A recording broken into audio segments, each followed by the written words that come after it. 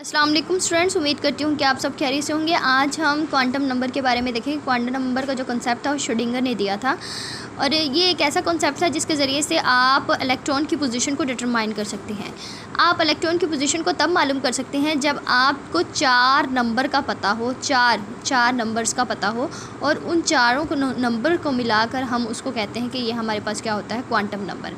जैसे कि for example अगर आपने किसी शख्स के बारे में पता करना है कि वो कहाँ पर मौजूद है, तो पहले तो आपको उसके स्ट्रीट कंट्री के बारे में पता होना चाहिए, उसके स्टेट के बारे में पता होना चाहिए, फिर वो उस कंट्री के किस शहर में रहता है उसका पता होना चाहिए, यानी उसकी सिटी के बारे में पता होना चाहिए, फिर उस सिटी के किस स्ट्रीट में रहता है उसका पता होना चाहिए, फिर उसके बाद आपको उसके हाउस नंबर का पता होना चाहिए।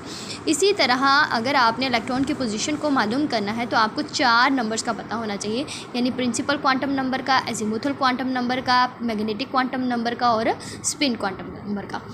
अब सबसे पहले हम प्रिंसिपल क्वांटम नंबर के बारे में देख लेते हैं। ये चारों नंबर जो मौजूद हैं इनके लिए आपको चार पॉइंट जो हैं वो बनाने बहुत ज़रूरी है। सबसे पहले ये किसको रिप्रेजेंट करता है, फिर इसकी रिप्रेजेंटेशन कैसी है, फिर उसके बाद इसकी वैल्यूज़ क्या हैं, फिर उसके बाद इसके अंदर कितने कितने इलेक्ट्रॉन मौजूद होंगे, ये आपको देखना है। ठीक है, प्रिंसिपल क्वांटम नंबर रिप्रेजेंट करता है शेल और ऑर्बिट को। शेल आपने देखा कि न्यूक्लियस के इर्द गिर्द जो सर्कल पार्ट होता है उसको हम शेल कह देते हैं और उसको एन से रिप्रेजेंट किया जाता है। इन शेल को जो है वो हम ऑर्बिट भी कहते हैं, एनर्जी लेवल भी कहते हैं और शेल भी कहते हैं। ठीक है, आगे उसकी रिप्रेजेंटेशन है, इसको रिप्रेजेंट किया जाता है एन से। अब n की वैल्यू आपके पास क्या हो सकती है, n की वैल्यू 1 भी हो सकती है, 2 भी हो सकती है, 3 भी हो सकती है, लेकिन नॉन जीरो नहीं हो सकती, यानी ज़ीरो नहीं हो सकती वो आपके पास। ठीक है, अब इसके अंदर मैक्सिमम इलेक्ट्रॉन कितने आ सकते हैं उसको मालूम करने के लिए जो हमारे पास फार्मूला होता है ना, वो 2n2 फार्मूला होता है। ठीक है, अब जो शेल होंगे ना उनको हम रिप्रेजेंट करते हैं कि हमारे पास KLMN शेल होंगे।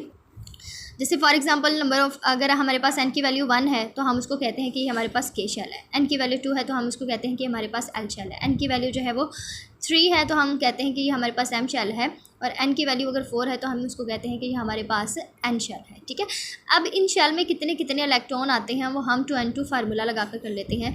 अब 2n2 फार्मूला लगाएंगे तो अगर n की वैल्यू 1 है तो 1 का स्क्वायर लेंगे और 1 का स्क्वायर 1 होता है तो 1 को 2 के साथ मल्टीप्लाई करेंगे तो हमारे पास 1 आ जाएगा। ठीक है, अब इसके बाद L में कितने नंबर ऑफ़ इलेक्ट्रॉन आने हैं तो वो हम देख लेते हैं कि N की वैल्यू अगर 2 है, L के लिए N की वैल्यू जो है वो हमारे पास 2 होती है।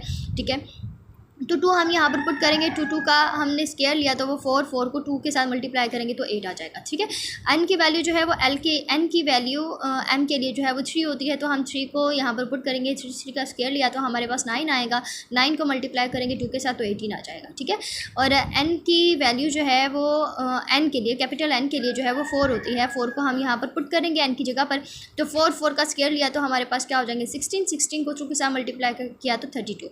ये 2, 8, 18 और 32 ये हमारे पास नंबर ऑफ़ इलेक्ट्रॉन होते हैं कि K में 2 इलेक्ट्रॉन आएंगे, L में 8 इलेक्ट्रॉन आएंगे, M में 18 इलेक्ट्रॉन आएंगे और N में 32 इलेक्ट्रॉन आएंगे। ठीक है, तो ये था हमारे पास प्रिंसिपल क्वांटम नंबर। ये पहला शेल जो है उसको रिप्रेजेंट करता है।